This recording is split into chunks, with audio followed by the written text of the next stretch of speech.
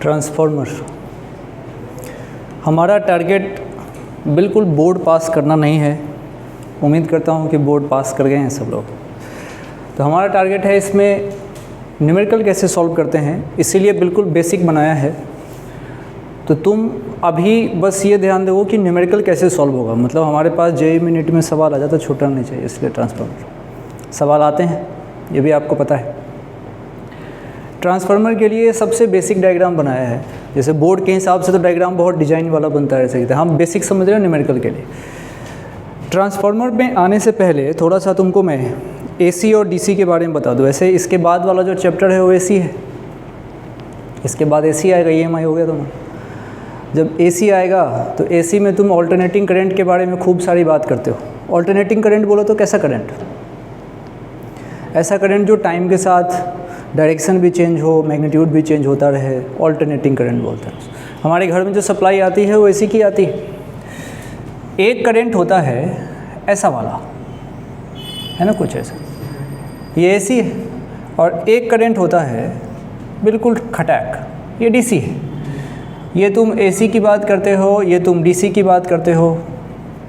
जो अपन current electricity chapter पढ़ते हैं उसमें सारी बातें डीसी की होती है, और अब जो अगला चैप्टर आना है उसमें सारी बातें एसी की होगी। तो कहने का मतलब यहाँ से ये है कि ये जो ट्रांसफार्मर की स्टडी जो चल रही है ये डीसी वाले में वैलिड नहीं होता। सबसे क्या काम की बात क्या बोली मैंने कि ट्रांसफार्मर की जो तुम स्टडी करने वाले हो ये सिर्फ एसी में वैलिड होगा, डीसी ट्रांसफार्मर नाम का कोई ट्रांसफार्मर नहीं है। ट्रांसफार्मर की स्टडी सिर्फ एसी में होगी। कारण बता सकते हो क्या क्यों? ये ट्रांसफार्मर की बात होगी तो एसी ही मन में क्यों आना चाहिए? कारण ये है, हाँ, कारण ये है कि करंट का बदलना ज़रूरी है। क्योंकि तुम समझो हमारा फराडे और लेंज कब प्रकट होते थे? जब फ्लक्स चेंज होता था। फ्लक्स चेंज होगा तभी तो ईएमएफ इंड्यूस होगा। तो मैं चाहता हूँ तुम एक सेंटेंस लिखो। इफ करंट इज कांस्टेंट,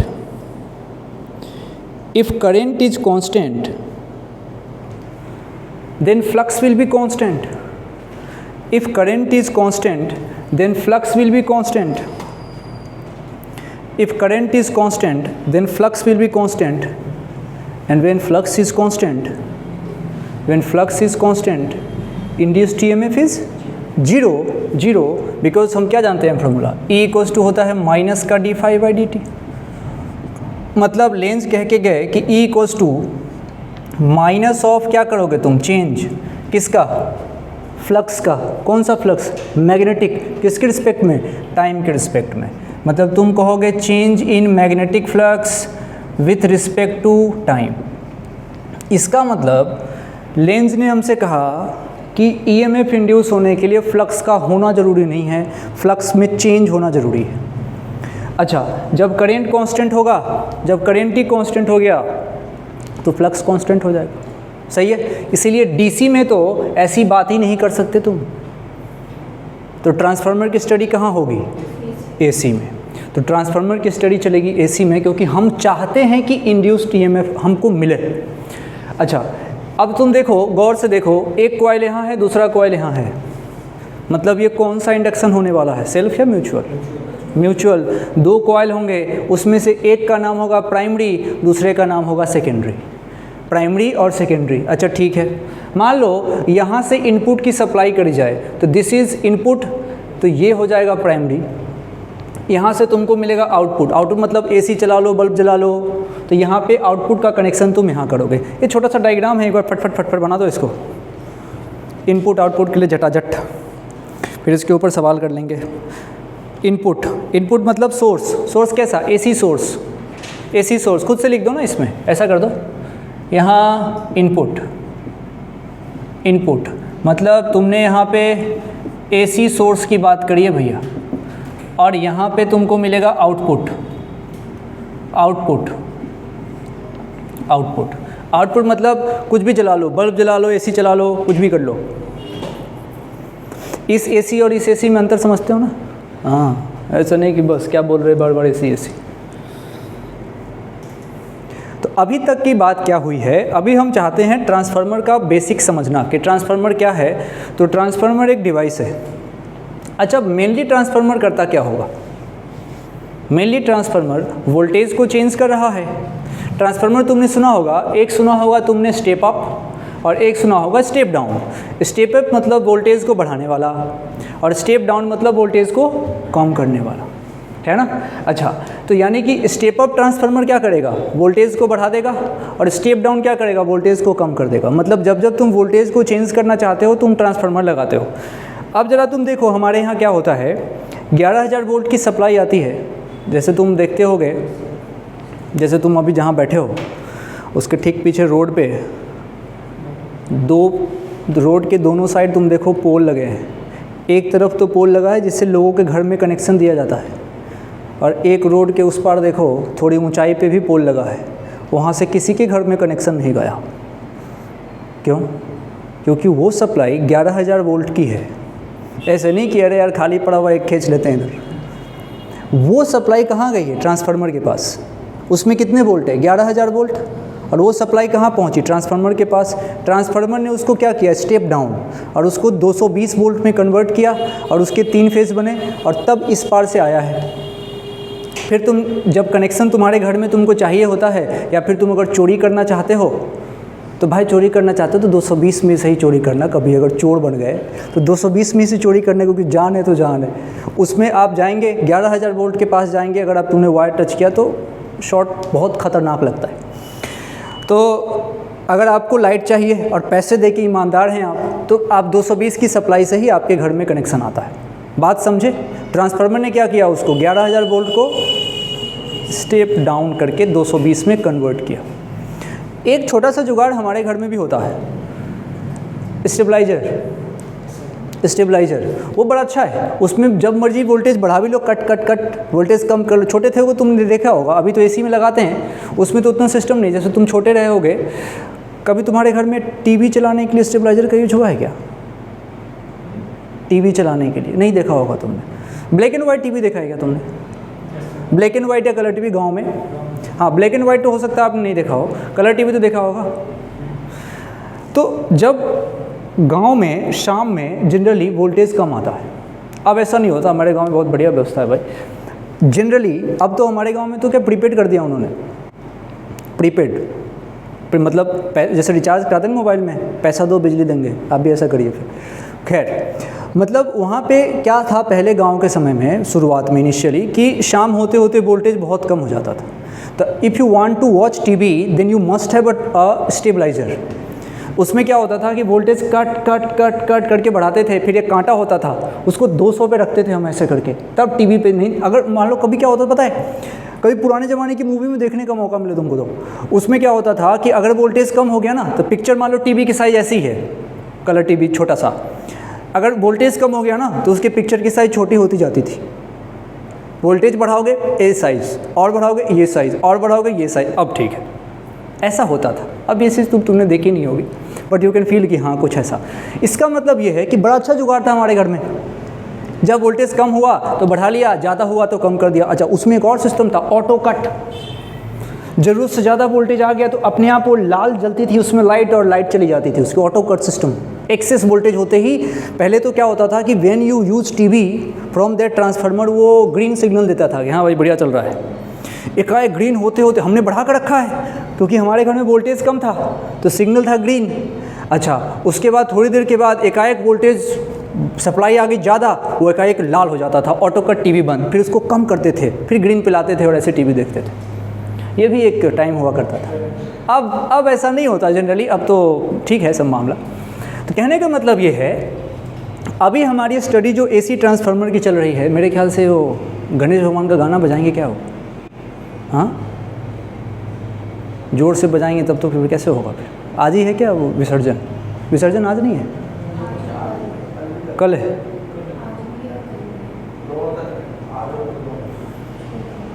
चलो, जितने देर तक वो नहीं बजाए उतने देर तक, अगर इनकी इच्छा हो कि हम ट्रांसफार्मर पढ़ें तो ठीक है। चलो, अब E इक्वल्स टू माइनस का d∅/dt, और इसके बाद से यानी कि मैंने तुमसे कुल मिला के बात कहा कि ट्रांसफार्मर नाम का जो डिवाइस है इसका काम बड़ा अच्छा है, ये वोल्टेज बढ़ा भी सकता है, कम भी कर सकता है, एज पर आवर रिक्वायरमेंट। ठीक है, अच्छा इसको, ये जो तुम यहाँ पे कॉइलिंग देख रहे हो, this is called primary, this is called primary, और ये जो तुम देख रहे हो this is called secondary, this is called secondary.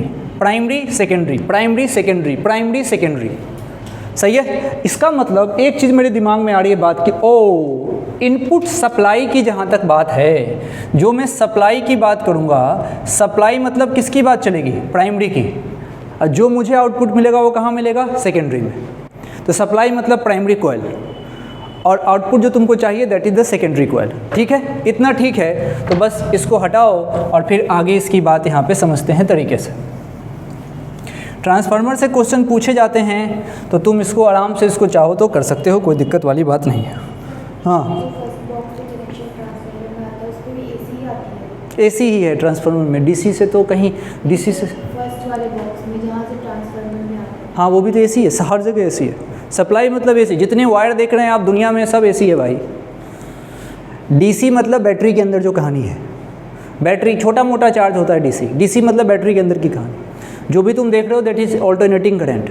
हमारे घर में जो ये सप्लाई आ रही है हमारे भारत देश में, वो 50 हर्ट्ज़ की सप्लाई होती है। हर्ट्ज़ है मतलब फ्रीक्वेंसी है, मतलब ऊपर नीचा। 50 हर्ट्ज़ का मतलब क्या होता है, 50 हर्ट्ज़ का मतलब, हाँ फ्रीक्वेंसी मतलब 1 सेकंड में कितनी बार। इसने बोला 50 हर्ट्ज़ मतलब 1 सेकंड में 50 बार, क्या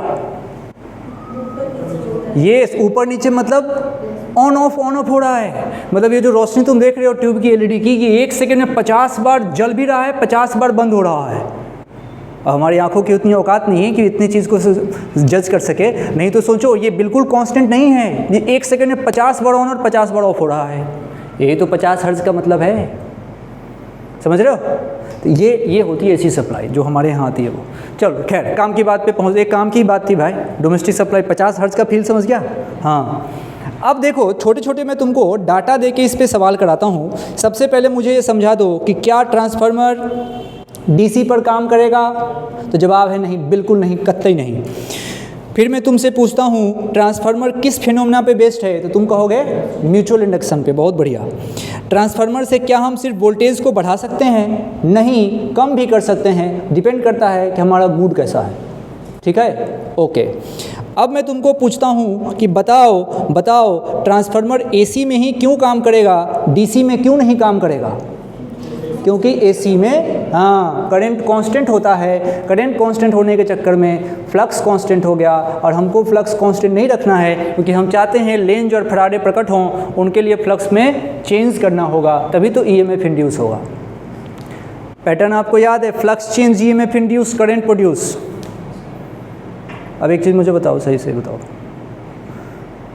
टेस्ट की मुझे बात याद आ गई। टेस्ट में कितना लेके आया है, कितने नंबर लाओगे। कोई भी ऐसा सवाल था जो हमने पढ़ा नहीं हो, आ गया हो ऐसा जुलम वाला। द एसी डायनेमो, हाँ वो अभी इसमें चलने वाला था, वो तो हमने नोट्स, ये तो अभी आ जाता, तो अभी थोड़ा 2 दिन बाद होता तो आपको मज़ा ही आ जाता है ना, 2 दिन आपको बाद होता था। लेकिन अब आप बताइए, कम से कम 45 अटेम्प्ट वाले में से 40 तो कट जाते आप, जहाँ तक हमने देखा है। नोट्स से मैच किया होगा काफ़ी, क्या लगभग मैं तो देख तो रहा था, सब तो वही था। कल का क्वेश्चन सेम आ गया आपके पास। अब आप बताइए, तो इसलिए तो तुम जो है, तो इसीलिए तुमको पता है ऐसा क्यों करा रहा हूँ कि तुमको भरोसा जगे कि इस आदमी पर भरोसा करो। नहीं, तुमको ट्रस्ट जगना चाहिए ना कि भाई हम पढ़ रहे हैं, साला ये पढ़ा रहे हैं, आम आड़ा इमली, तो बेकार है पढ़ना। इसीलिए भरोसा जगाने के लिए किया है। तो अगर मान लो 45 में से 40 अगर नोट्स में से आ गए, अब पढ़ लेते तो भी आ ही जाता ना, एसी डायनेमो और जनरेटर पढ़ लेते तो भी आ जाता। तो मुझे पता था कि वही आएगा, और यही हाल तुम्हारे नीट में भी होगा या फिर जेई में भी होता तो यही हाल होता। ये पक्की बात है, तो ऐसा नहीं कि हवाबाजी बात बोल रहा हूँ, मतलब इसमें काम करना पड़ता है, इसमें काम करते हैं तब जाके बात होती है। अभी टेस्ट पेपर डिस्कस इसलिए नहीं करेंगे, कुछ लोग अभी पेपर दिए नहीं हैं, इसलिए जब दे लेंगे फिर उसके बाद से थोड़ा चर्चा करेंगे, है कुछ प्राणी। चलो, अब तुमसे छोटी सी बात मैं तुमको करना चाहता हूँ, हम डिस्कस करना चाहते हैं, लिखो discussion on discussion on Lenz law for primary and secondary coil. Discussion on Lenz law on primary and secondary coil. मान लो नंबर ऑफ टर्न को n कह रहे हो दोस्त, नंबर ऑफ टर्न को n कह रहे हो तो E बराबर माइनस का n d∅dt बोल सकते हो क्या? ओके, तो इसमें मुझे कोई प्रॉब्लम नहीं है, E को तुम माइनस का n d∅dt बोल रहे हो, ठीक है, बढ़िया है। अब क्या मैं इसकी स्टडी प्राइमरी के लिए अलग से और सेकेंडरी के लिए अलग से कर सकता हूँ क्या? तो तुम मेरे साथ साथ एक काम करो, तुम मुझे EP लिख के बता दो। EP बोले तो EMF किसकी बात कर रहे हैं? प्राइमरी की। और मैं ES की बात कर रहा हूँ तो EMF की बात कर रहे हैं सेकेंडरी में। तो तुम मुझे ये लिख के बता दो, क्या लिखोगे? फटाफट लिख के बता दो। EP ऊपर, ES नीचे, माइनस का n d∅dt, माइनस का n d∅dt। चलो, तो इसको तुम लिखोगे माइनस n नहीं NP और तब फ्लक्स का चेंज। सोचो, यहाँ पे NP नहीं, क्या लिखूँगा? NS और तब फ्लक्स का चेंज। बढ़िया है, ये तो अच्छा है। ये गए, माइनस माइनस निकल लिए, तो यहाँ से क्या बचा? ऊपर में NP, नीचे में NS, और यहाँ पे EP, यहाँ पे NS। एक अच्छी बात समझ में आ गई कि जो EP/ES होता है वो NP/NS होता है। हमने इसमें कोई इफ़ बट नहीं लगाया, कोई मैंने आइडियल वाइडियल की बात ही नहीं करी। बेबी मेरे मुंह से अभी तक आइडियल नहीं निकला है, ध्यान रखना। यानी कि जो तुम ये देख रहे हो ना, ये हमेशा वैलिड है, ऑलवेज वैलिड, कोई स्पेशल केस नहीं है, ये ऑलवेज वैलिड। किसी भी सिचुएशन में लगा सकते हो। किसको? EP/ES equals to NP/NS। NP बोले तो number of turn in primary coil, primary बोले तो इनपुट, और NS बोले तो number of turn in secondary, secondary बोले तो आउटपुट। अच्छा, और EP बोले तो EMF in primary upon EMF in secondary. क्या कठिन है क्या? अभी तक तो शुरू भी नहीं हुआ और थोड़ी देर में ख़त्म भी हो जाएगा। इसमें कुछ नहीं है ट्रांसफार्मर में, बस तुमको तरीके से सोचना आना चाहिए। ये लिख दिया तुमने? ओके दोस्त, जैसे ही तुमने ये लिख दिया तो एक बार इसको मिटा के थोड़ा जगह खाली कर लेते हैं, जगह खाली कर लेते हैं। अब छोटी छोटी तुमसे दो बात पूछता हूँ, बताओ EP/ES बराबर NP/NS कब लगाओगे? हमेशा, कोई इफ बट नहीं है। जब मेरी मर्जी होगी, दुनिया का कोई भी ट्रांसफार्मर होगा मैं लगा सकता हूँ, कोई भी टेंशन नहीं है। अब मेरे पास कुछ कंडीशन है कि अगर मैं आइडियल ट्रांसफार्मर की बात करूँ तो क्या होगा? आइडियल ट्रांसफार्मर, अच्छा सुनो एक मिनट। आइडियल ट्रांसफार्मर से पहले मैं तुमको करंट इलेक्ट्रिसिटी में लेके चलना चाहता हूँ। करंट इलेक्ट्रिसिटी में बहुत तूफान बात नहीं करूँगा। पावर का फार्मूला वोल्टेज इनटू करंट, तुमने सुना है क्या? तो लिख लो एक बार, करंट इलेक्ट्रिसिटी ओल्ड कॉन्सेप्ट एक बार रिवाइज कर लीजिए। पावर का फार्मूला वोल्टेज इनटू करंट, ये कौन सा चैप्टर कहता है? करंट इलेक्ट्रिसिटी वाला। Current electricity formula copy update कर रहे हो ना? जिसके पास अपडेटेड फार्मूला कॉपी और याद नहीं होगा उसका सिलेक्शन नहीं हो रहा। बात गंदी है लेकिन सच्ची है। No updated formula copy equals to no selection, और updated formula copy plus formula in mind बराबर श्योर सिलेक्शन। अच्छा, अब आप समझें, अगर मैं इस चैप्टर की बात करूँ, ये तो पावर बराबर वोल्टेज इनटू करंट है। इस चैप्टर में पूरे EMI में वोल्टेज को किससे लिखते थे तुम? E से, तो P बराबर EI लिख दूँ क्या? तो यहाँ पे हेयर जब तुम EMI की बात करोगे तो पावर का मतलब EI लिख सकते हैं ना, क्या प्रॉब्लम है? ठीक है, एक बार जगह बना के छोड़ दिया। पावर का मतलब EI। अब थोड़ा चलो एक अच्छी बात बताता हूँ। अब तुम हेडिंग दो स्पेशल केस।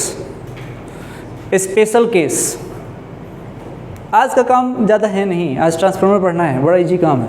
तुम ऐसे हंसते खेलते सोते होते सुन सकते हो। बाहर वो गाना बजा देंगे गणेश भगवान का, तुम एंजॉय करते करते सुन सकते हो, अगर वो सुनने लायक बजाएं तो। अब ज़ोर से बजा देंगे तब तो मुश्किल है भाई।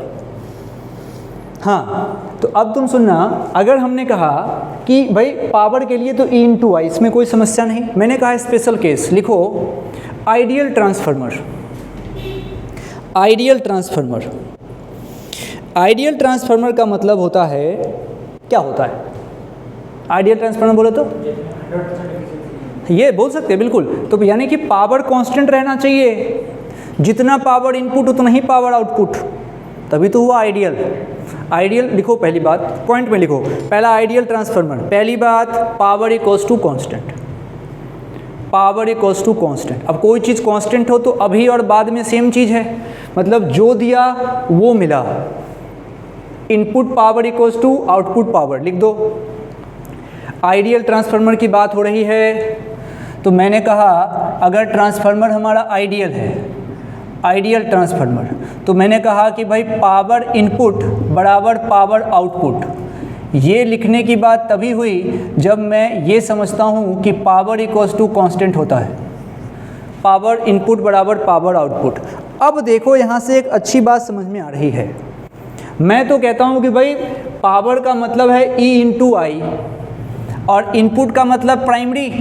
सोचो सोचो सोचो, तो ई आई के जगह पे मैं लिख सकता हूँ ई किसका, प्राइमरी का। इनपुट मतलब प्राइमरी होता है तो आई भी प्राइमरी का, तो ई किसका, सेकेंडरी का, तो आई किसका, सेकेंडरी का। बोल तो सकता हूँ ना दोस्त।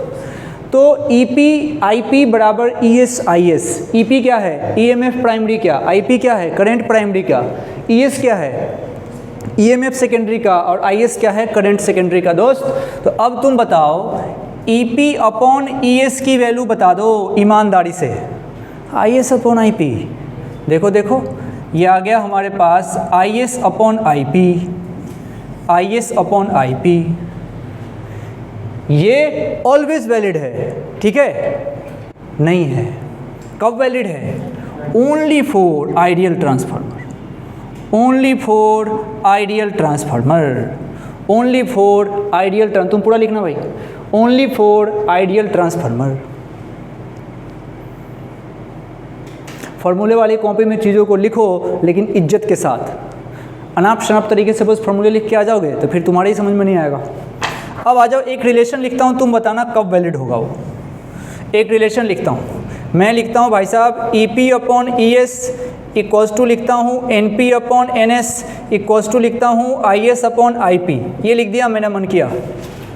इसको तो हमेशा लगा सकते हो। अच्छा, ये हमेशा लगाओगे? नहीं, पूरा नहीं, काटेंगे थोड़ी, काट के तो यहाँ लिखा है। ये पूरा कब लगा सकते हो? Ideal transformer. ये पूरा आंख बंद करके लगेगा जब आइडियल ट्रांसफार्मर हो। अच्छा हाँ, ये टुकड़ा कब लगेगा? कभी भी, ये कभी भी, लेकिन पूरा लगाऊंगा आइडियल में।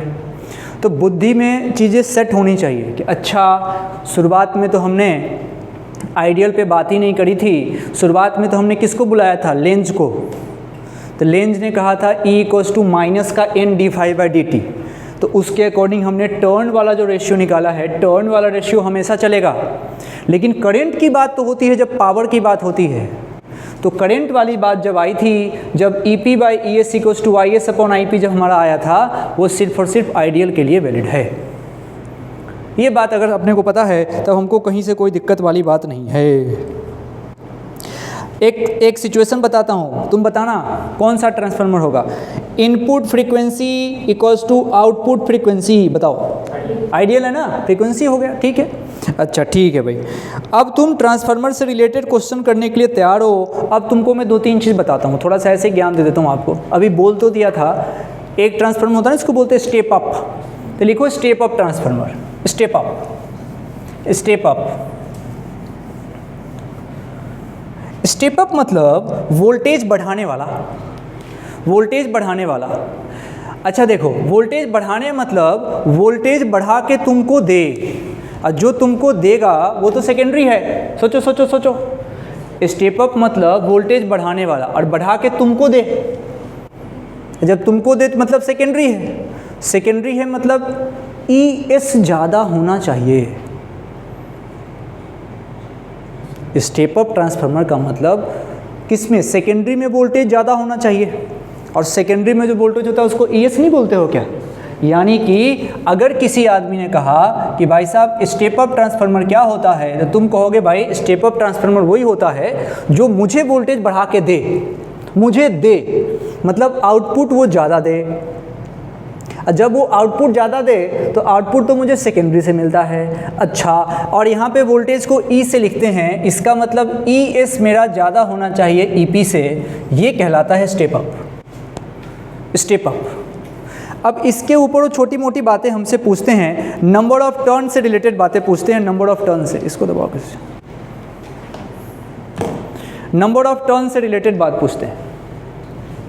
बताओ ES ग्रेटर देन EP है ना, और टर्न के साथ तो डायरेक्ट रिलेशन दिख रहा है भाई, है ना। तो क्या ऐसी तुक्काबाजी चल रही है, मान लो ऐसे मैं लिख दूँ कि भाई NS ग्रेटर देन NP, क्या ये बात सही लग रही है तुमको, है ना। यहाँ देखो रिलेशन डायरेक्टली प्रोपोर्शनल चल रहा है।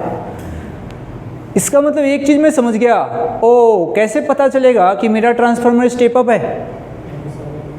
हाँ, जब सेकेंडरी में नंबर ऑफ टर्न ज़्यादा दिखेगा मतलब ट्रांसफार्मर स्टेप अप है। मतलब कि सेकेंडरी वाला कौन है, ये है, इसमें नंबर ऑफ टर्न को बढ़ा दो, नंबर ऑफ टर्न बढ़ा दोगे तो तुमको वोल्टेज भी ज़्यादा मिलेगा, नंबर ऑफ टर्न बढ़ाओगे वोल्टेज ज़्यादा मिलेगा। सही है क्या? अच्छा, अब करंट की बात बता दो, करंट की बात, अरे करंट के साथ तो उल्टा रिलेशन होता है ना। यानी कि अगर NS ज़्यादा है तो IS को कम होना पड़ेगा, ये बात आपको समझ में आनी चाहिए। तो IS को कम होना पड़ेगा।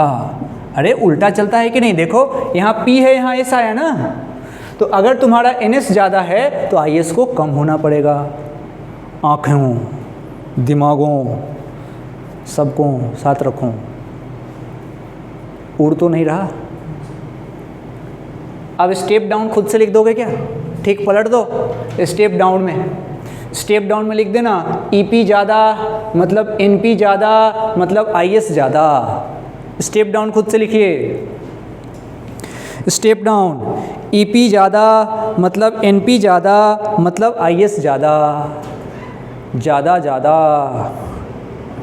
ज़्यादा ज़्यादा ज़्यादा।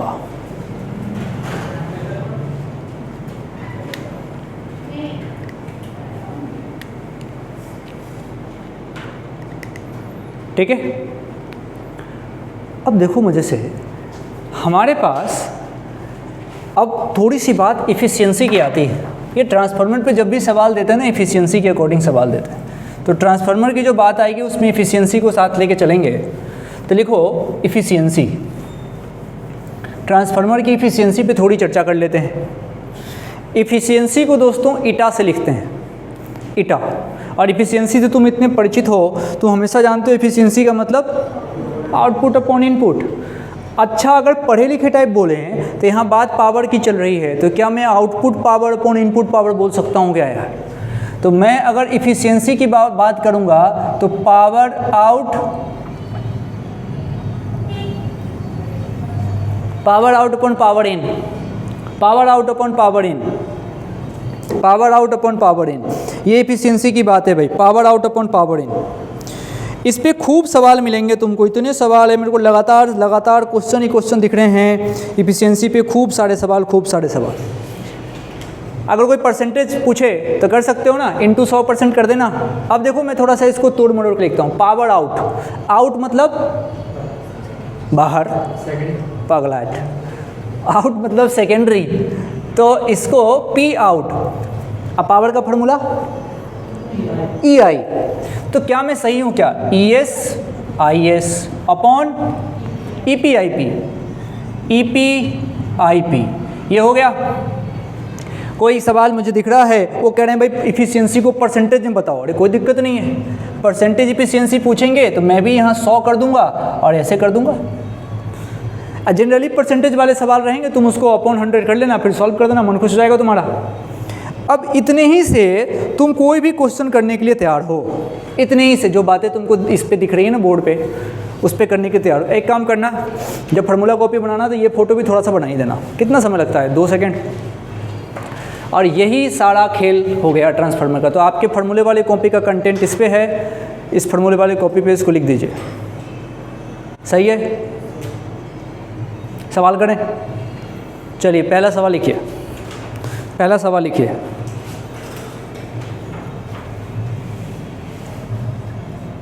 पहला सवाल, क्वेश्चन कह रहा है कि magnetic flux linked with primary coil. Magnetic flux, question लिखो शॉर्ट में, magnetic flux linked with primary coil is given by phi equals to phi not plus 4t। ये क्या है? ये मैग्नेटिक फ्लक्स है, लिंक्ड है किससे? प्राइमरी कॉइल से। प्राइमरी मतलब इनपुट। अच्छा आगे सुनिएगा, कह रहा है कि प्राइमरी कॉइल है 50 टर्न्स। प्राइमरी कॉइल के पास 50 टर्न है एंड सेकेंडरी कॉइल है 100 टर्न्स। प्राइमरी कॉइल के पास 50 टर्न है और सेकेंडरी कॉइल के पास 100 टर्न है। Find output voltage across secondary coil. Find output voltage across secondary coil. Output voltage, voltage मतलब ई की बात चल रही है और आउट है मतलब सेकेंडरी पूछा है। क्वेश्चन देखो तो बस मैं तो समझदार हूँ, EP अपॉन ES समझ लूँगा और साथ में NP अपॉन NS। ये फार्मूला इतना अच्छा है कि कभी भी किसी भी सिचुएशन में लगाओ, ऑलवेज वैलिड, ऑलवेज वैलिड। मज़े से अगर देखा जाए तो क्वेश्चन के अंदर इसने कहा है कि देखो प्राइमरी कॉइल का फ्लक्स दे दिया। क्वेश्चन थोड़ा सा स्टाइल में चला गया, प्राइमरी कॉइल का फ्लक्स दे दिया। अरे फ्लक्स से हम EMF निकाल सकते हैं, इसको तुम डिफ्रेंशिएट कर दो। और साइन की प्रॉब्लम है नहीं क्योंकि मैग्नीट्यूड पूछा हुआ है, तो मैं सिंपल यहाँ से d∅dt का मैग्नीट्यूड की अगर बात कर दूँ तो मुझे क्या मिलेगा? 4, ख़त्म। 4 because this phi not is constant. ये क्या मिला है? ये मुझे मिला है E किसका? प्राइमरी का। सोचो प्राइमरी है ना, इनपुट इज प्राइमरी और ये तुमको दे रखा है, बस तुम वैल्यू पुट कर दो, मज़ा आ जाएगा। तो आगे आंसर आ गया होगा, तुम इतने जीनियस हो। 4 upon ES equals to NP। Primary में 50 बोला था इसने और सेकेंडरी में कह रहा है 100। ओहो तो बहुत कठिन है, आपको बहुत समय लगेगा लाने में। जो आप लेके आ गए होंगे, कितना लाए? 8 वोल्ट। 8 वोल्ट कठिन है, कोशिश करोगे तो आ जाएगा, बहुत कठिन है, गुना भाग है। आया, और ये क्वेश्चन आया हुआ है 2007 में, 2007 का सवाल है। चलो अगला कराता हूँ आपको, अगला कराता हूँ, सुनिएगा। अगला सवाल, क्या मैं वापस बोलूँ? वापस बोलूँ इस पर? बोलना भी मत। लिखो, a transformer is used. Language पकड़ो, लैंग्वेज। सवाल का देखो आंसर में कोई जान ही नहीं है, समझ रहे हो? सॉल्यूशन तो मुश्किल से तुमको जब आ गई होगी चीज़ें तभी लग रहा होगा अरे यार ऐसी साला कुछ नहीं है इसमें। लैंग्वेज पकड़ो कि कौन इनपुट है कौन आउटपुट है, लैंग्वेज में घुमाएगा। तो मैं पूछूंगा, तुम पहले क्वेश्चन लिख लो, फिर मैं पूछूंगा वो बताना। लिखो, transformer is used to light. Transformer is used to light a bulb of 100 watt and 110 volt, 100 watt and 110 volt from 220 volt mains। JE mains नहीं, ये सप्लाई वाला मेंस है। 220 volt mains। It is given that main current is 0.5 ampere।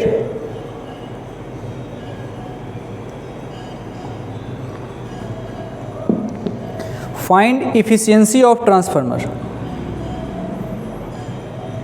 Find efficiency of transformer। अरे answer one से छोड़ो, जो मैं पूछूंगा बताना, आंसर तो आ जाएगा। सुनो आराम से, क्वेश्चन लिख लिया है, अब सुनिएगा। देखिए ये बोला transformer use to light a bulb. एक बल्ब जलाना है, जो बल्ब कितने वाट का है? 100 वाट का है।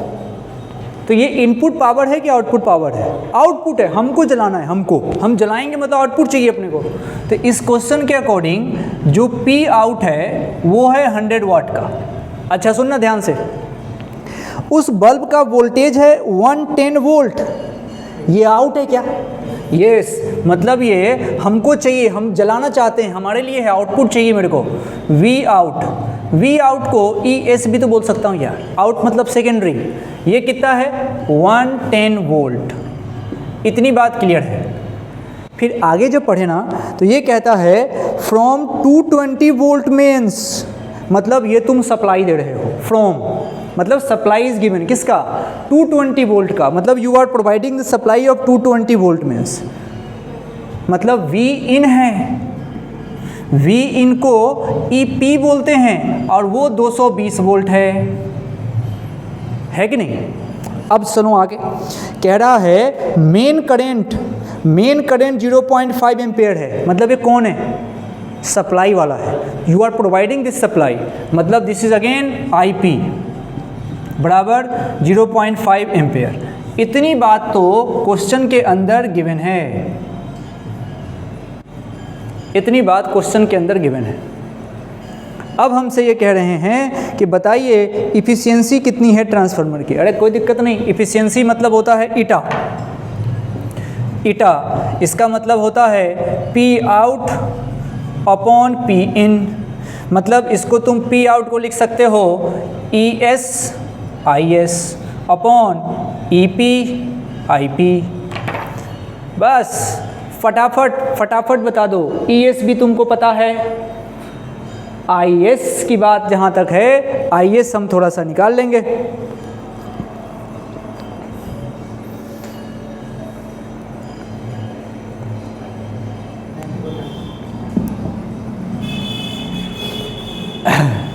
अब चल देखो, इतनी मेहनत की आवश्यकता भी नहीं थी, है कि नहीं दोस्त, यहाँ तक जाने की तो मैंने लिख दिया ऐसी फ्लो में, मज़े में। अब देखो इसको कैसे, यहाँ तक आई एस की ज़रूरत नहीं है अपने को यार, डायरेक्ट ही गिवन पी आउट खट, तो फिर यहाँ तक जाने की आवश्यकता नहीं, आसान हो गया मामला।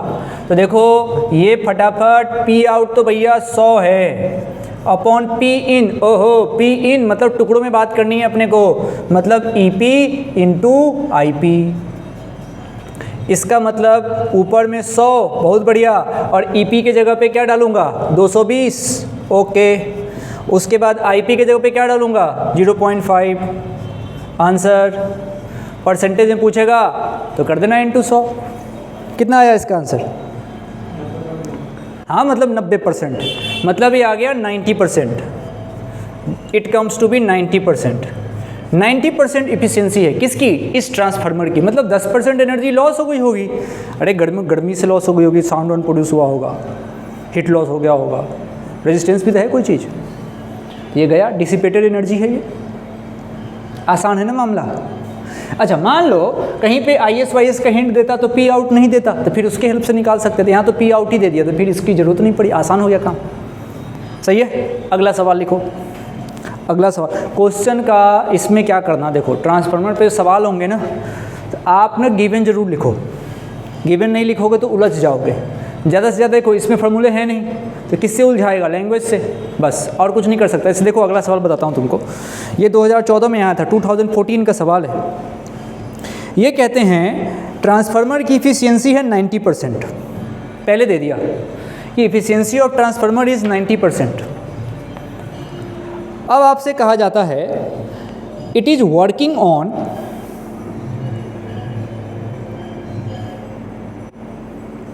it is working on 200 volt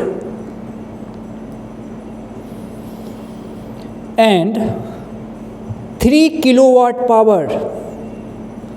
It is working on 200 volt and 3 kilowatt power. अच्छा, अब कह रहा है current in secondary coil is 6 ampere. Question ने कहा कि current in secondary coil is 6 ampere. अब तुमसे पूछा है, ये कह रहा है find voltage across secondary coil, find voltage across secondary coil and current in the primary coil. दो बातें पूछी आपसे, voltage across secondary and current across primary, दोनों निकालो, 2 मिनट का समय लो, कोई प्रॉब्लम नहीं है। सबसे पहले गिवन लिखेंगे,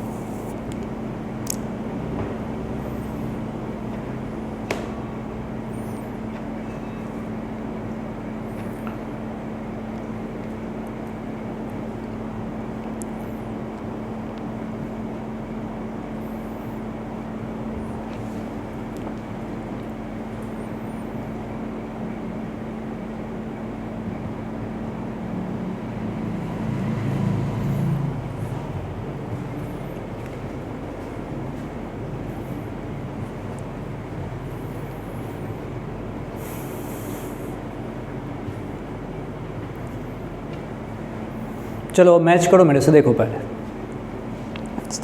सवाल पढ़ के इसका गिवन लिखता हूँ पहले, फिर इस पर सोच रहा हूँ मैं। सबसे पहले इसने कहा कि ट्रांसफार्मर की इफिशियंसी है 90%, मतलब इसने क्या दे रखा है, ईटा। ईटा है 90%, मतलब ईटा इज़ 90/100। पहली बात तो ये। दूसरी बात ये कह रहा है इट इज़ वर्किंग ऑन, मतलब जिस पे वर्क कर रहा है ना ट्रांसफार्मर, वो इनपुट होता है, और वो है 200 वोल्ट। तो 200 वोल्ट इज व्हाट, वी इन, मतलब ई प्राइमरी कितना है, 200 वोल्ट। दूसरी बात तो ये है भाई। दूसरी बात उसके कहा एंड 3 किलोवाट पावर सप्लाई, मतलब this is the supply you are providing to the transformer, मतलब ये पक्का इनपुट है। तो पी इनपुट इज, हाँ 3 किलोवाट है, मतलब इसको 3000 वोल्ट बोल सकते हैं। चलो वापस आगे बढ़ते हैं। फिर इसने कहा है कि सेकेंडरी का करंट जो है वो है 6 एम्पेयर, इसका मतलब IS की वैल्यू है 6 एम्पेयर। इतनी बात इसने देने के बाद हमसे ये पूछ रहा है आप IP बता दो, और उसके बाद से क्या बता दो, ES बता दो। दो चीज़ें इसको चाहिए इतनी बात देने के बाद। यार IP में तो कोई टेंशन ही नहीं है, क्योंकि मैं जैसे ही P इन की शरण में जाऊंगा तो वो क्या कहेगा, P इन है ना, EP इंटू IP, बात ख़त्म। तो वो कहेगा हमारे पास EP into IP। Okay, EP हमारे पास कितना है, अच्छा बताओ P इन कितना है, 3000 इक्वल्स टू EP के जगह पे कर दूंगा 200, बस हो गया हमारा IP, मज़ा आ गया। और IP आने के बाद अगला काम कर दो इफिशियंसी का। तो IP तुम लेके आ गए, तुम बोलोगे कितना आया है, देखो 15 क्या एम्पेयर। तो एक काम तो ख़त्म है भाई। अब ES की बात, चर्चा इफिशियंसी की थी, तो इफिशियंसी की मदद लेते हैं। तो इफिशियंसी का मतलब होता है P आउट अपॉन कर दो तुम यहाँ से P इन। तो इफिशियंसी कितना है भैया, तो 90/100। P आउट क्यों ना P आउट को इस बार तोड़े, क्योंकि हमको P आउट के अंदर की चीज़ पूछी है। P आउट के अंदर कौन होता है, ES भी होता है और IS भी होता है। तो P आउट के अंदर की चीज़ पूछी है इसने ES, इसलिए P आउट को अब की बार तोड़ना चाहिए ES इंटू IS। और P इन डायरेक्टली हमको अब पता भी हो गया है कितना, 3000। तो P in is directly given and it is 3000। Okay, IS को मैं पहचान रहा हूँ, बताओ IS कितना, IS is given that is 6। अब बता दो यहाँ से ES कितना आया, काटने पीटने तो आता है, 450। ये आ गया हमारे पास 450, क्या, तो वोल्ट। तो ऐसे सॉल्व होता है ट्रांसफार्मर। मतलब ट्रांसफार्मर वाले केस में तुमने सबसे पहले बात को ध्यान रखनी है कि ट्रांसफार्मर जो होगा वो सिर्फ AC पे काम करता है, DC पे काम नहीं करता। कारण ये है कि हम चाहते हैं करंट बदले ताकि हमारा फ्लक्स बदले। तो सबसे पहले हमने लेंस लगाया था और वहाँ पे E इक्वल्स टू माइनस का n d∅dt किया था। EP और ES दोनों को जैसे हमने डिवाइड किया तो मिला EP upon ES equals to NP upon NS, जो हमेशा वैलिड है। ठीक, एक बात तो वहाँ से आ गई। दूसरी बात, हमने आइडियल ट्रांसफार्मर की बात करी। तो आइडियल ट्रांसफार्मर का मतलब ही होता है कि वहाँ पे पावर कांस्टेंट होना चाहिए। पावर का मतलब वोल्टेज इनटू करंट होता है। V का काम यहाँ पे E करेगा। तो तुमने यहाँ पे क्या किया कि प्रोडक्ट ऑफ E और I को कांस्टेंट कर दिया, मतलब P इनपुट बराबर P आउटपुट कर दिया। P इनपुट मतलब क्या कहोगे, EP IP, और P आउट मतलब कहोगे ES IS। उसको फिर से तुमने EP अपॉन ES किया तो IS अपॉन IP मिला। तीनों रिलेशन पूछे कब वैलिड है, तो आइडियल में। ये दोनों कब वैलिड है, तो हमेशा। इफिशियंसी क्या होता है, P आउट अपॉन P इन, खत्म। यही है ट्रांसफार्मर। कर लोगे ना अब तो, ठीक है।